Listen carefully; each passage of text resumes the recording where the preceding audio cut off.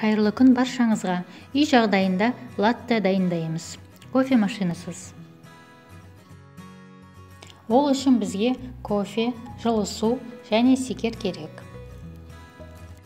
Алдымен кофені, суды және секерді миксермен жақсылап соғып аламыз. Қоюланғанша.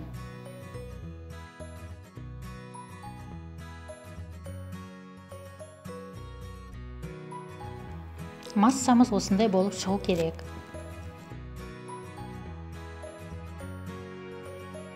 Сүтімізді жылытып аламыз, немесе салқын қылып та құюға болады, өз қалауыңызша. Және үстіне 2 қасық кофені саламыз. Жақсылап араластырамыз.